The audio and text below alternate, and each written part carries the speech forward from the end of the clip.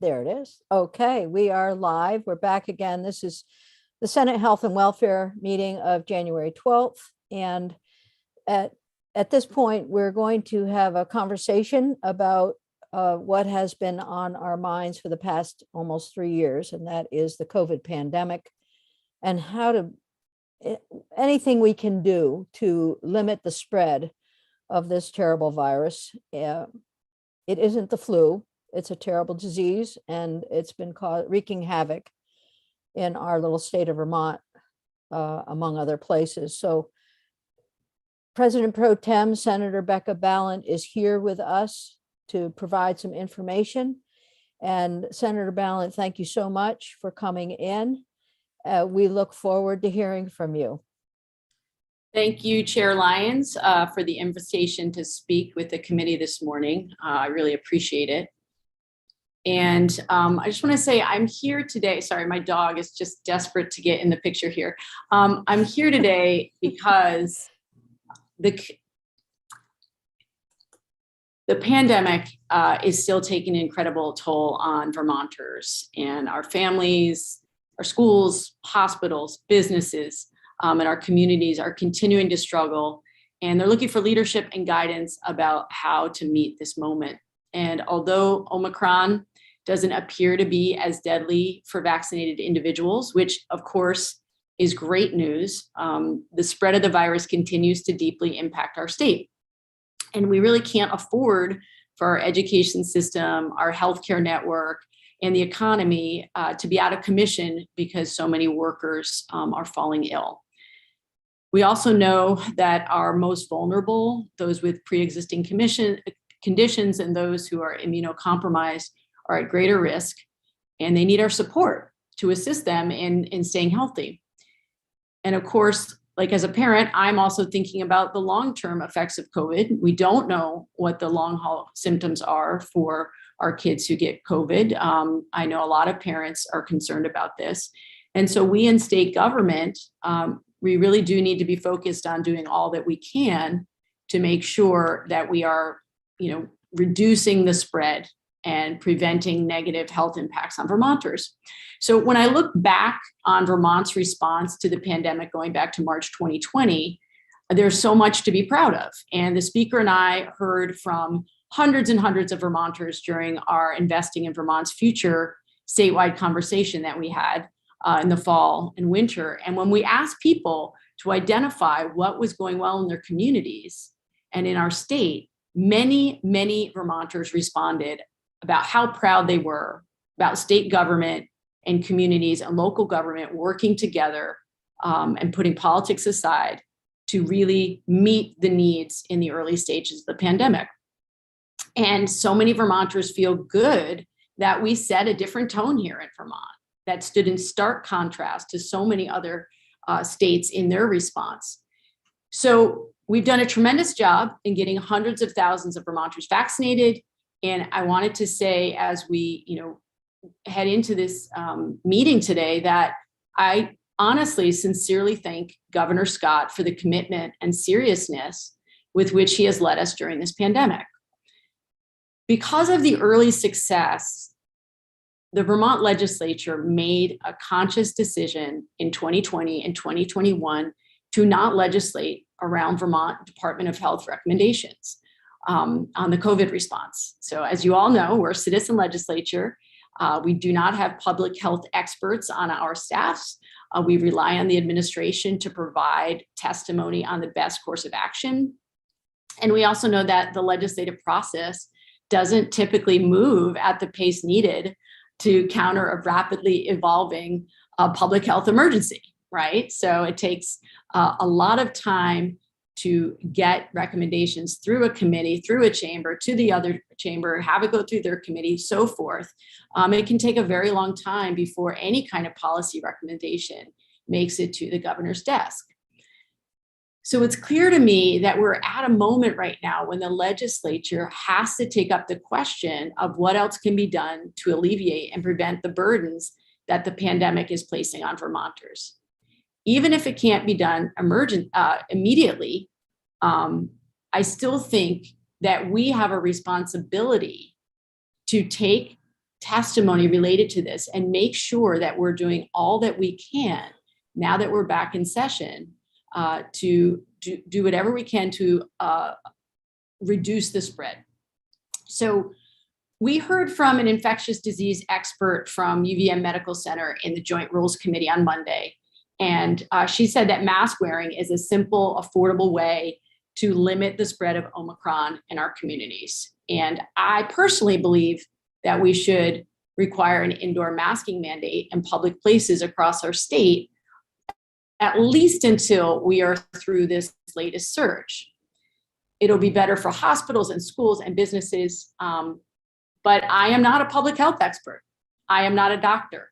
And so I hope that the committee will take testimony, including from the administration, about what a masking requirement could look like if it were tied to infection rates, but also other public health mitigation strategies that we could be putting in place. This conversation does not need to be partisan or ugly. I don't want it to be. I don't want the committee to see it in that way. But I do understand that given the surge that we're in, that many constituents and public health experts reach out to us and say, I don't understand why the governor is not using masking in public places when it's a pretty inaffordable, effective means of reducing the spread. So as a leader in the Senate, as a senator, as someone who represents my constituents, I continue to hear from schools, businesses, healthcare leaders that they would like us to do more to help them weather this surge. So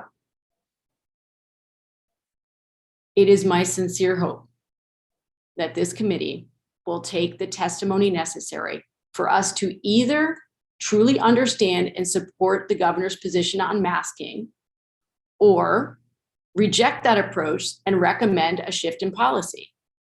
I think we owe it to Vermonters to ask some important questions on this critical issue. I'm not going to be micromanaging this committee at all, and I will support whatever recommendations come out of the committee. And I really just want to thank the chair and the other members of the committee in advance for asking the questions that Vermonters want us to ask on their behalf. So thank you, Senator Lyons, for letting me frame up my desire to have a little bit more work done on this while we're in the midst of this surge. Thank you. Thank you. Thank you, Senator Ballant. Your interest in this dovetails with at least my interests, and I'm sure other members of the committee. And having the support of your office as we look at this is critically important. Knowing that whatever decision we make, as I said in the education committee yesterday, sometimes people can turn on a dime, but institutions, organizations, and a state cannot. Yeah. But our goal here will be to hear testimony and to make a decision about a masking policy that will keep this virus from spreading in the near term and perhaps the longer term. I think we all understand that modeling of the viral surge and Omicron and specifically is problematic. And so, but we also know that there are certain protections that different types of masks offer that can keep the most vulnerable or any of us from contracting this virus. So thank you for your comments. Greatly appreciate your comments, and we will be following through with some testimony and beginning today and then continuing on. And we'll try to do it with alacrity. That's right. Alacrity and thoroughness, always challenging. Yes. Senator Hardy has her hand up for a question. Thank you, Madam Chair. Senator Ballant, I just wanted to ask you, one of my major concerns as a parent, and I know you share this concern, is the impact on our schools. And that's outside of the scope of this committee, but I'm wondering, have you gone into the education committee and framed up a conversation there for them in terms of how we as a legislature can best support our schools through this, because I'm seriously concerned about them just kind of Yeah. No, I losing. understand. Right. No, I do understand your concerns. I share them. As you know, I do have two kids in school. Have been fully engaged on this issue with both the speaker and the chair of education, and I know she has been encouraging lots of communication between both the education chairs, and I suspect we'll have a clearer picture over the coming days about what that will look like. But the schools are in many ways in crisis, and we are trying to take our cues from teaching staff, teaching administration, school boards. How can we help all of them weather this situation? Because I know in my own daughter's school, we're in the midst of an outbreak, and that's certainly impacting not just the kids and the staff, but also families, and trying to, and my own included, trying to juggle this. So thank you. And I'll be listening in, Ginny, but I'll be off screen. Thank Terrific. you. Thank you. And thanks for being here. And just an FYI, I think for folks who are out on YouTube as well as here, that there are 3 members of the Education Committee here, and we have been taking testimony on this issue relative to schools, but it rises above.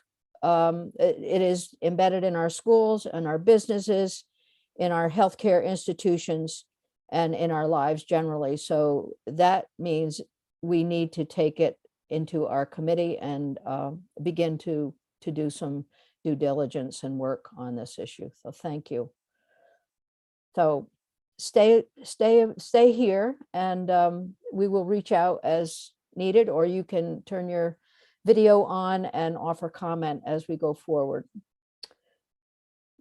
Committee, we are very honored to have Dr. Timothy Leahy here. He is an infectious disease expert from the UVM Medical College. And Dr. Leahy, thank you for being with us. I understand that your expertise is in infectious diseases, and whatever light you can shed on the COVID virus, Omicron, Delta, or other mutated forms would be very helpful. We're specifically interested in the infection rate of these things, and what does it mean going forward. So I'll leave it to you. You are the expert. So if you don't mind introducing yourself for the record, and then do we have testimony from you on our webpage, or is that coming at some point? Thank you for the invitation to testify today. I don't know if my previous testimony is on the webpage. I don't think it is, but if you can send it in to Aaron, he's pretty good at putting it up quickly.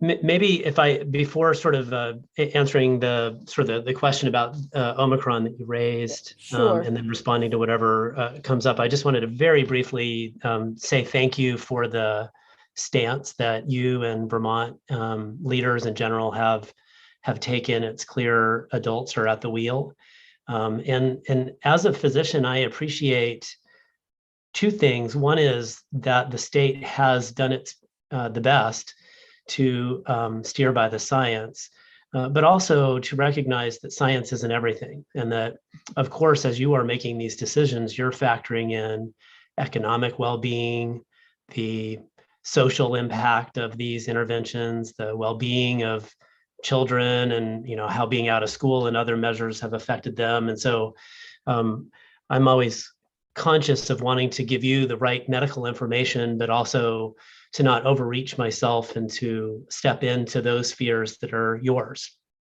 And so happy to give you some information about Omicron and sort of what evidence we have about how to stop it. And then we can see where it goes from there.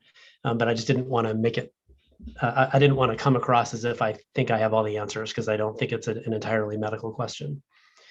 This is a place where no one has all the answers.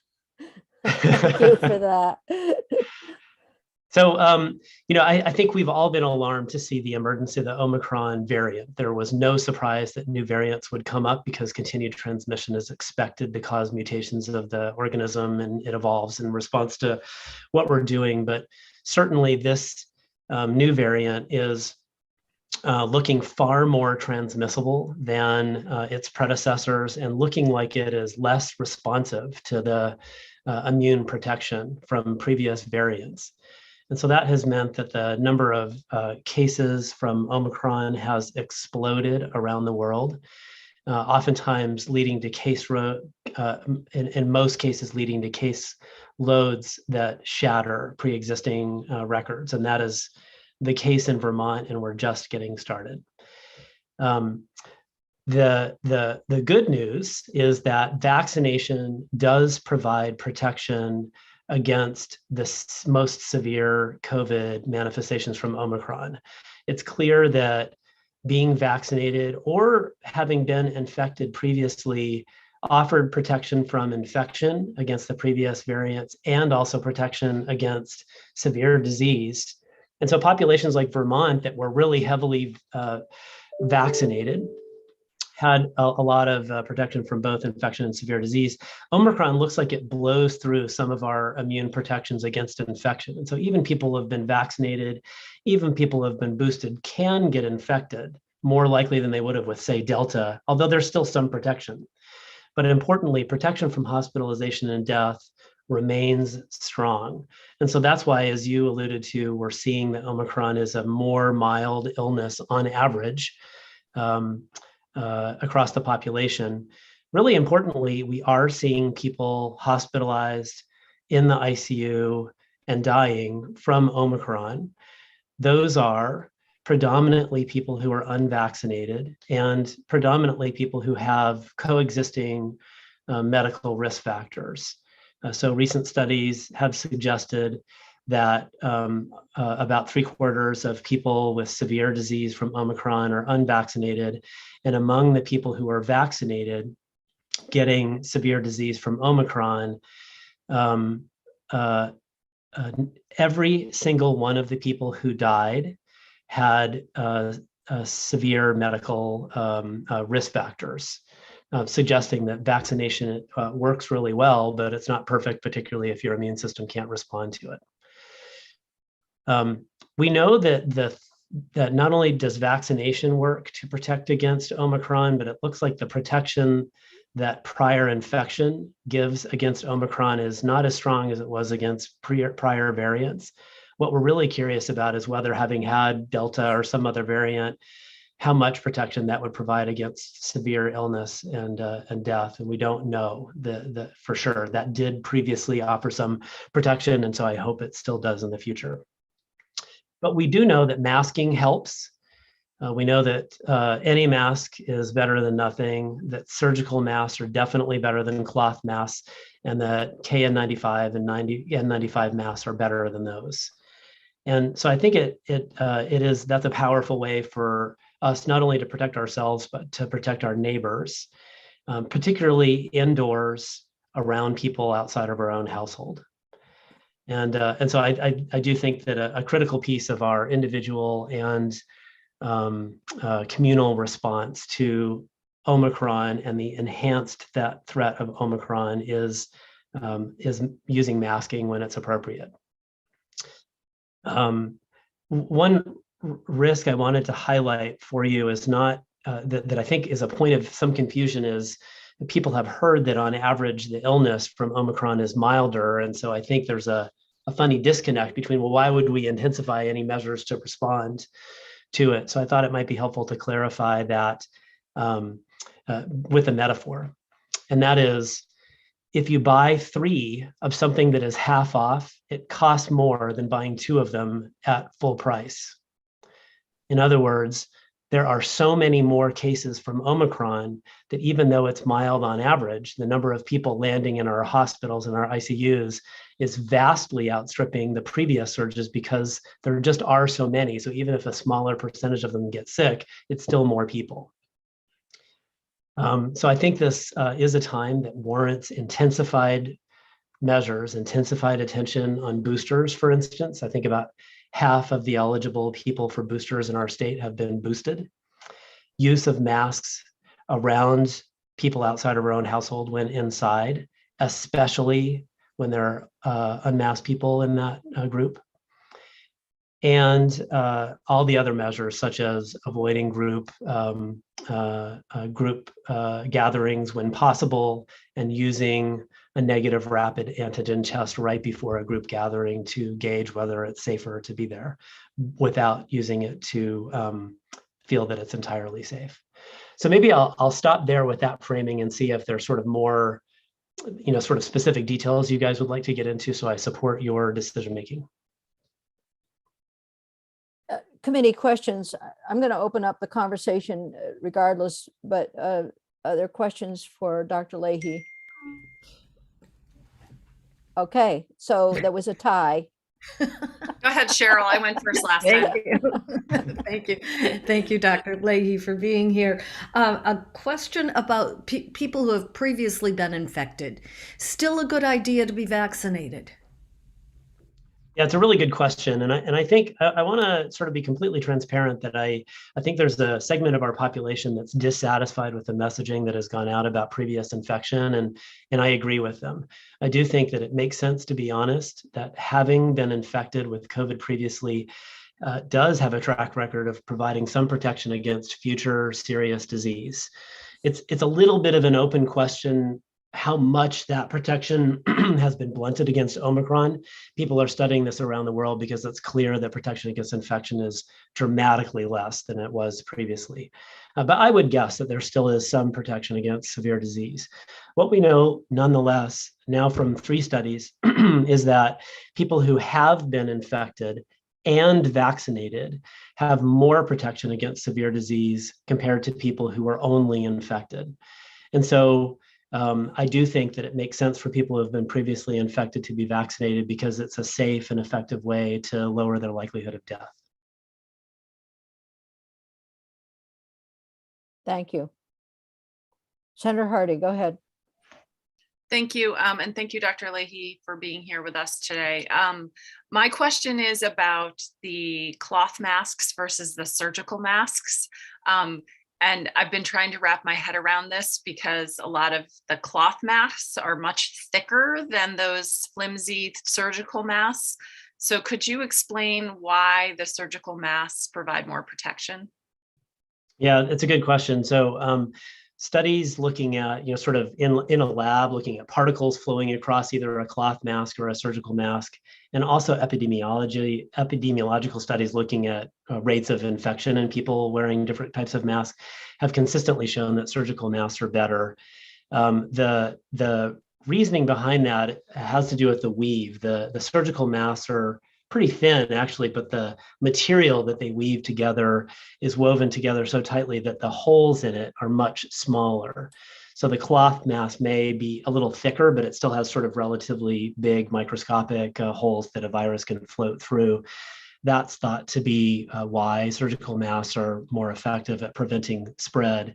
And so for me personally, I haven't worn a cloth mask in well over a year. But I do think that some people find surgical masks intolerable or difficult to obtain. And so I think it's important to be pragmatic and to say that wearing a mask that you can wear and that you can get is better than nothing.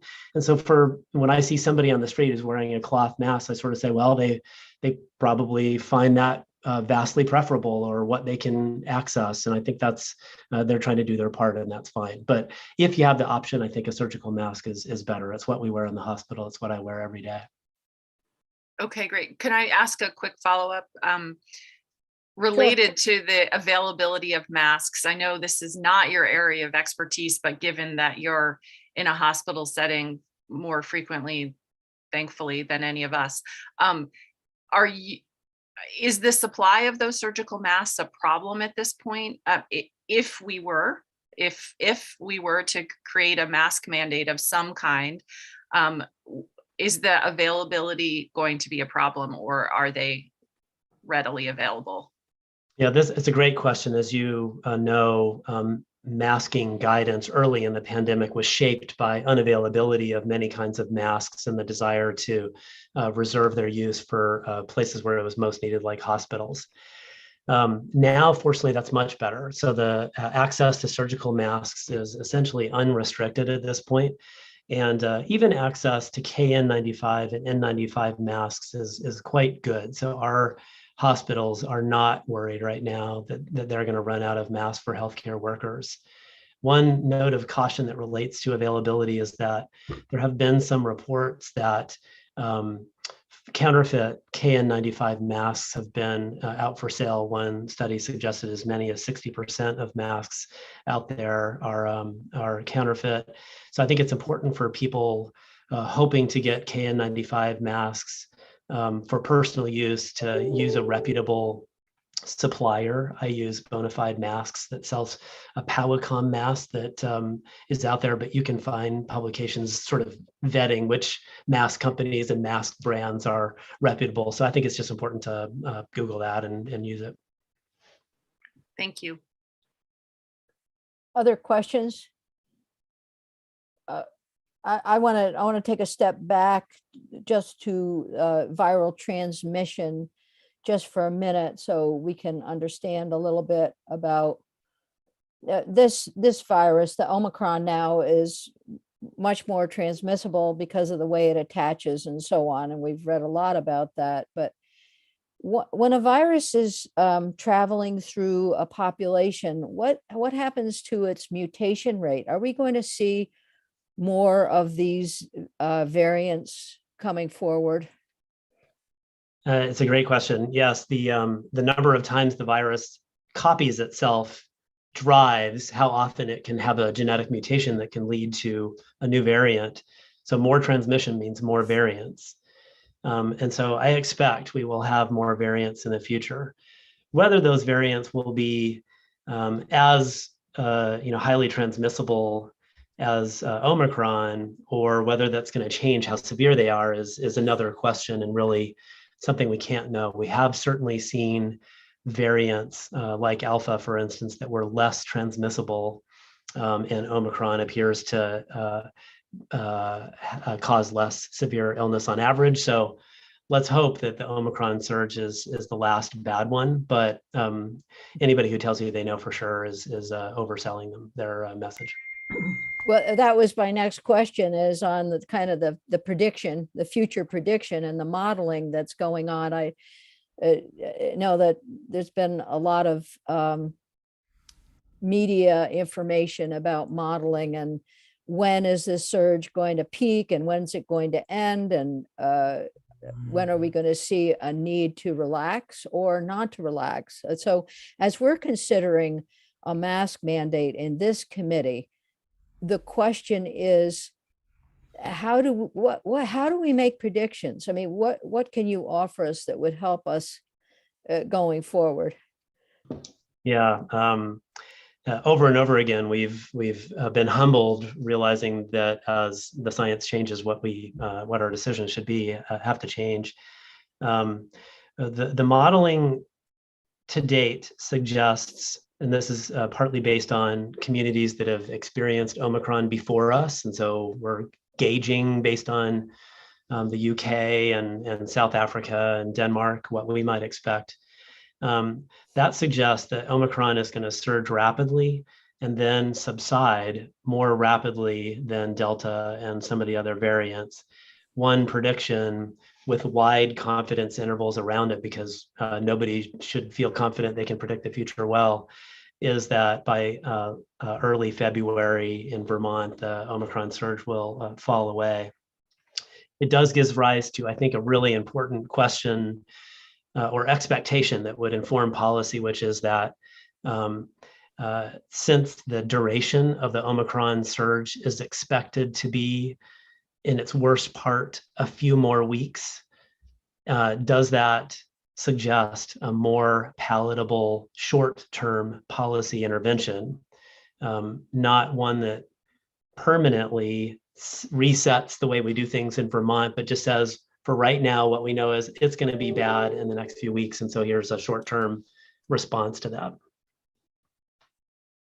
You know, So, I wonder if I might add one more thing. I realized that I didn't close a loop in something I promised to say earlier, which is people ask, since Omicron is on average milder, why? And I explained that since you just have more cases, even that smaller proportion of sick people can be more than there were before.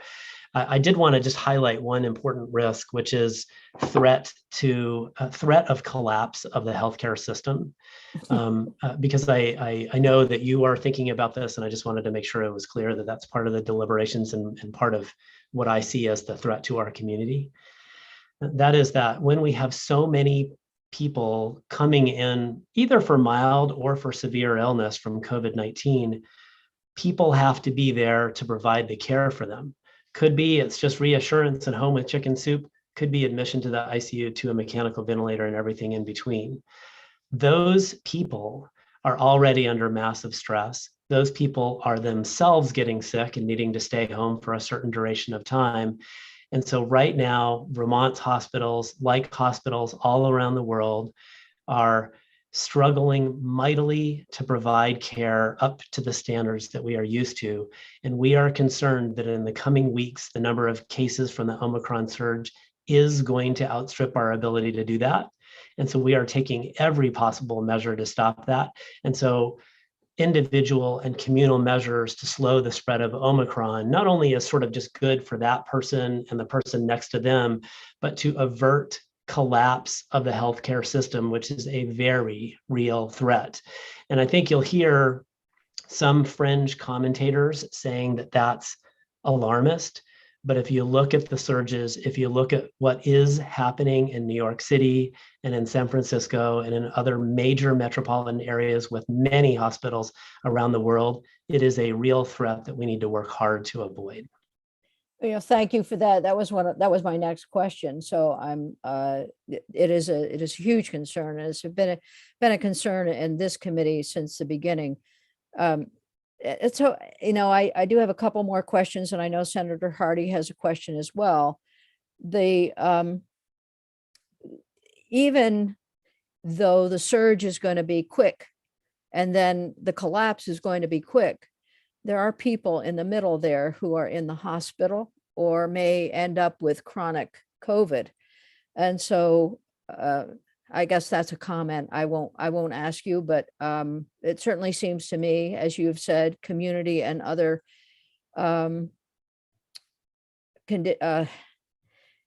regulations, I don't like to use that word, but other guidelines might be very much appropriate. I do have one more question, and then I do have a lot of questions, but I'm going to ask one more, and then Senator Hardy has a question. Are you familiar at all with the work that Nevada has done on their masking policy? I don't know the Nevada Okay. approach That's to masking okay. myself. You don't No. have to. Just thought maybe in your reading you did. Just quick one more related to the modeling piece, and that is, I also read recently that there may be this surge Omicron going on and not really resolving until September. That would be, so there are prognoses, there are models that one it's going to end quickly, and the others that say it's going to go on forever. And how do we, since we're looking at other countries, I guess that helps us land on the shorter version. The way I think about this is that it's easier to predict tomorrow than it is to predict next week. So the farther out we go, the harder it is to tell. And really looking at places like South Africa and the UK, Denmark, we're even starting to see this in Boston. We have seen peaks go up, and then there are signs that the peak is starting to go down. We haven't seen anywhere get to the bottom of the Omicron surge to really know for sure how long it takes. So you can imagine it peaks up and then takes a long time, or it peaks up and goes right back down. The most prevalent modeling suggests that the majority of the surge is going to be over in Vermont in early February, but it would not be surprising as those other places experience more and more of Omicron that we'll have to adjust. And so I think that uncertainty is something we're going to have to live with for a little bit. Thank you. Senator Hardy. Thank you, Madam Chair. And Dr. Leahy, I mean, I really appreciate that you brought up the potential impact, not the potential, the real impact that's happening right now in our healthcare system and our healthcare workers. I mentioned schools earlier with Senator Ballant, and I have the same concerns, if not more, with our healthcare system and the potential of it collapsing. And I think that's the schools and the healthcare system are the two biggest reasons why we need to be acting, in my opinion, and putting in more measures to mitigate the spread of the Omicron variant. If we were to do a mask mandate, it doesn't seem reasonable to do one based on a time, because as you've laid out very clearly, there's so much uncertainty. You know, you can predict early February, and in early February, if whatever we do expires and we're still in crisis, then we be right back here. So do you have suggestions for other measurements that we could use, whether it's case rates, hospitalization rates, death rates, whatever it is that you would suggest that we could use as measures to say, once we've reached this level, we're probably okay to ease up on restrictions, but until we get there, we need to keep those restrictions in place? Yeah, I think it's a great question. I think relevant to whatever the response is, it could be that we're pushing really hard to have businesses and others require masks as their rule, or it could be that it's more of a statewide or community-wide measure. Either way, it makes sense to take into account sort of multiple parameters, and you listed a couple.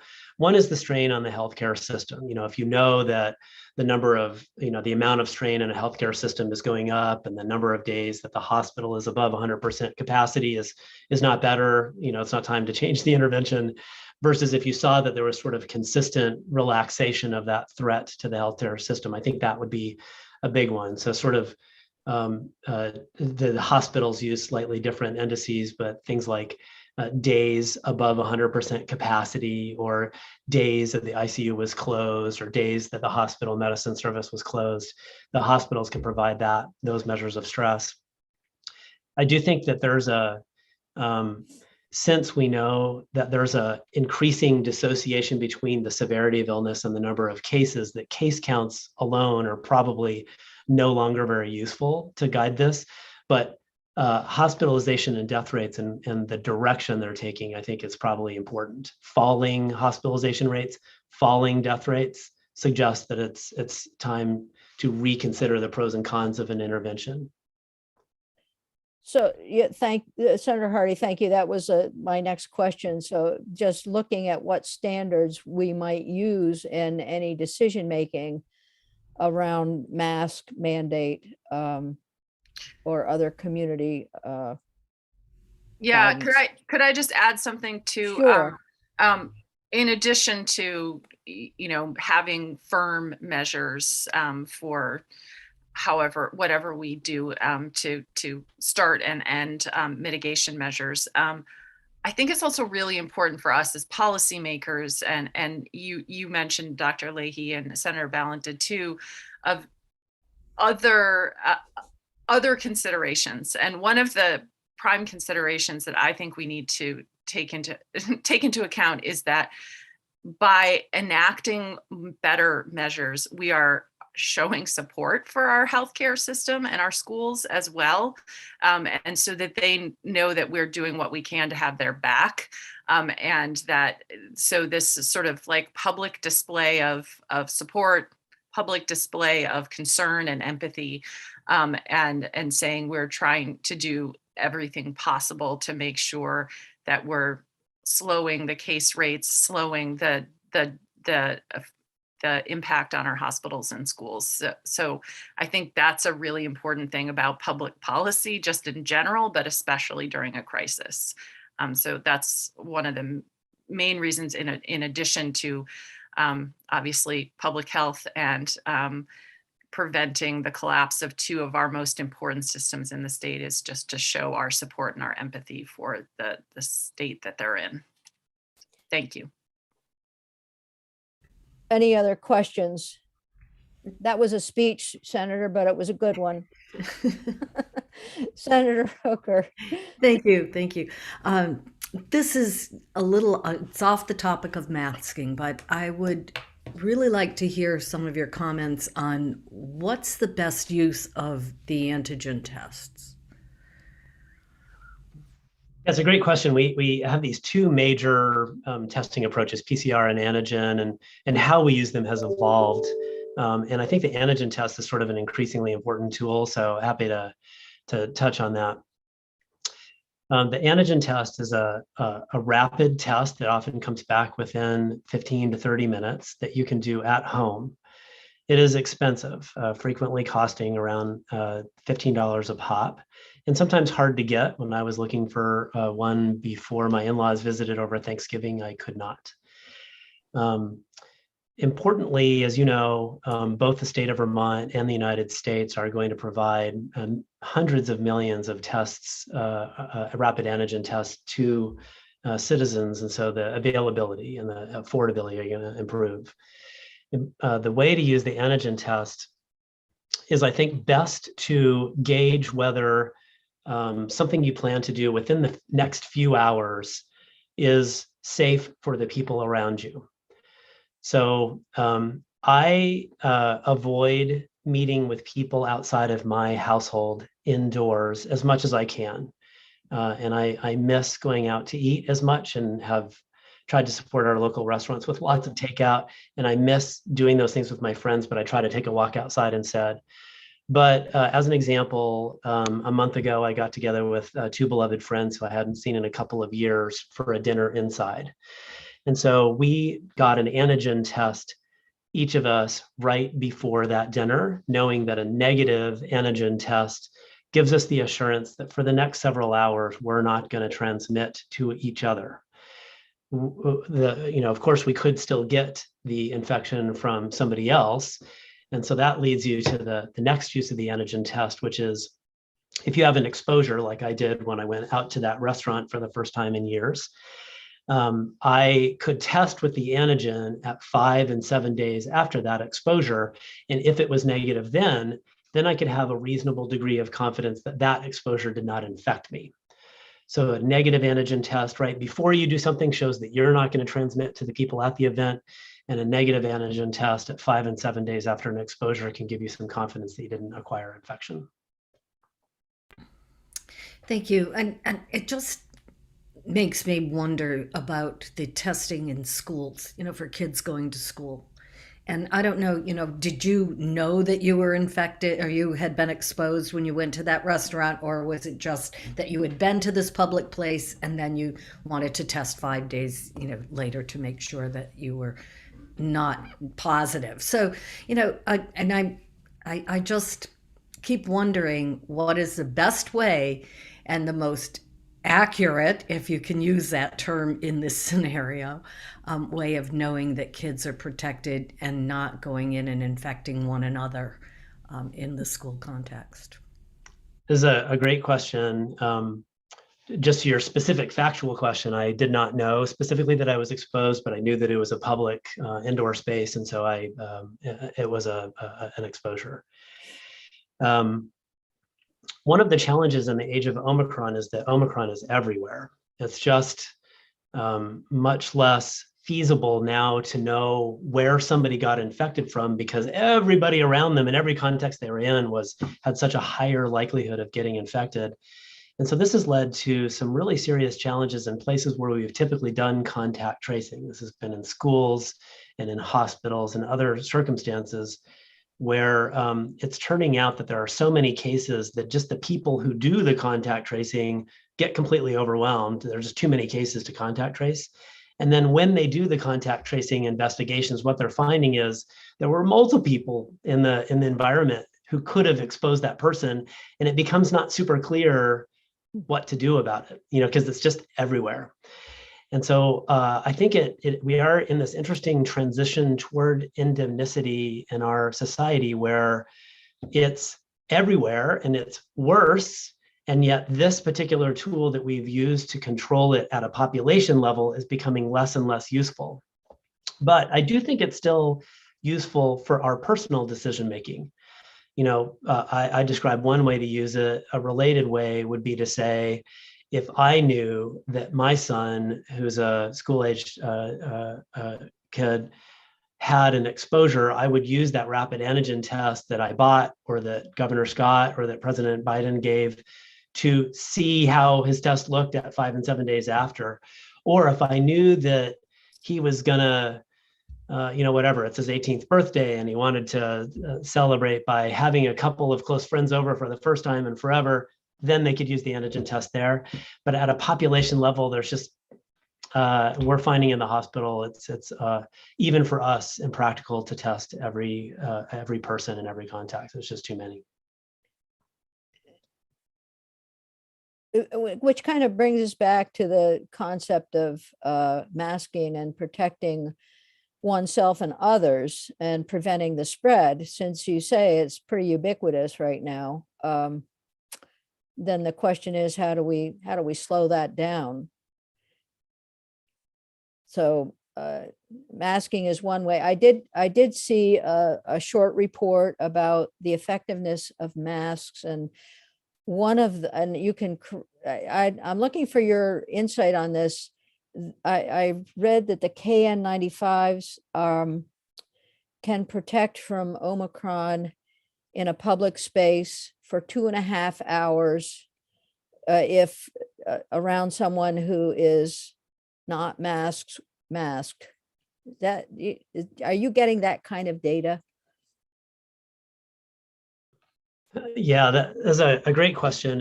And there is a study out there. The senior author is Trisha Greenlaw, sort of getting at how likely what kind of mask is to protect you in which kind of circumstance and for how long. They have I think that information is useful if you kind of zoom back and look at it and say, use it to identify which circumstances are highest risk versus lowest risk.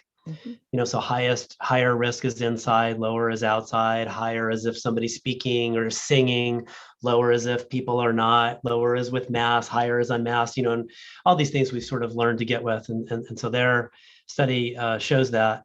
Also, it's clear that cloth masks offer a little protection, but surgical is definitely better, and KN95 or N95 are better than that.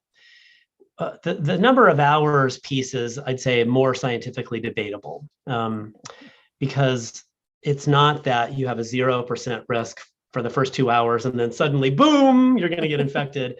It's more like, over time that risk accumulates. And here's how I think about it. When I'm going to be inside around people outside of my house, I wear a mask.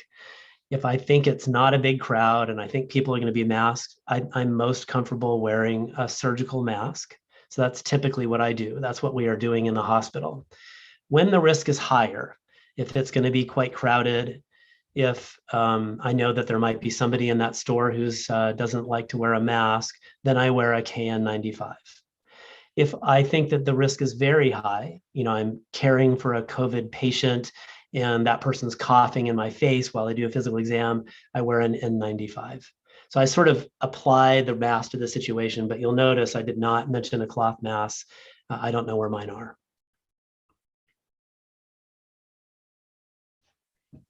Senator Hardy, go ahead. Yeah, Madam Chair, given the time both today and also this week and in the pandemic all over, I think that my personal opinion is that we should move forward with some sort of mask mandate. It seems like it's potentially starting in our committee, although I'm not sure what the other body might be doing. If it takes us so long to do it, it may be moot by the time we get it done. So I'd rather act more quickly. I think keeping it as simple as possible is probably better, and also making it statewide. We heard, a lot of concerns when we had this conversation in November about a town by town masking mandate. I know that there are some towns that have done a masking mandate. But others have had concerns about enforcement and border issues and yada, yada. So it seems to me that a statewide approach is better. And I would like to hear from our hospitals about what, some of the measures that Dr. Leahy suggested, if we could easily get that data, as using those as sort of parameters for when we might stop, when it's safe to say, okay, we don't need it any longer. So Senator Hardy, we are definitely going to move forward and look at what a mask mandate will look like, and we need to move quickly. And I know that the Vermont Medical Society stands ready to testify. I think Dr. Leahy, actually, you have testified as well on their behalf today. I'm asking you if you have. I have a testimony scheduled tomorrow. Oh, okay. All right. So good. And I'm so sorry. I have to physically walk over to clinic starting in about a minute. I apologize. No, that is fine. So we're getting into an area of conversation and discussion. But let me say thank you to you for the time that you've spent with us. Before you leave, I see that Senator Terenzini has just raised his hand. So Senator Terenzini, go ahead. As I think about it, Senator Lyons, I think sorry about that, my doorbell was ringing. I think my comments are premature, so I'll just take this time to thank Dr. Leahy for his expertise and his testimony. All right, thank you. Okay, and let's just say thank you very much and good luck walking. Don't slip on any ice, or you're walking indoors. That might be the better. Thank you very much. And Thank you. If you don't mind, we may reach back out if we have additional questions. Sure, I'd be happy to help out. And I really appreciate the thoughtfulness you're putting into the decision. And I guess I just wanted to say I appreciate how you, all of our families, everybody in the community is really struggling right now. So I appreciate how well Vermont is coming together, and I hope we continue to lead the world like that. Thank you. Thank Bye. you very much. Okay. So, committee, we do have further testimony on this on Friday. Right now, it's the Department of Health, and we can reach out to others. I don't know, maybe hospital rates would do it. Ruth, we may reach out and ask VAS for their insight on this. And there may be other information that we need, but I think that I'm interested in working with Ledge Council to put something rough on paper that we can look at. And of course, that is going to be something that will be influenced greatly by the Department of Health when they come in on Friday. So we're at a limbo stage. And Senator Terenzini and then Senator Cummings. I'm all set. Okay. First Senator Terenzini and then Senator Cummings. Okay, well, Senator Terenzini said he's all set. And I have to leave for money chair, so I'm going to be really fast. One thing we haven't talked about is enforcement. To just have a mask mandate and somebody can flip a finger at you and say, so make me, without some, I'm thinking the parking ticket kind of thing, but something that makes there be a consequence other than death for not doing this. This is a good question. I had this conversation with in preparation for today, and what we had during our earlier sort of mandates from the Department of Health during the emergency, we had two major incidents where two businesses were not willing to follow protocol. And people have been mostly very accommodating not to infect others. And they've been accommodating that they've worn masks to keep from infecting others. That's really what we're looking for. But your point is well taken.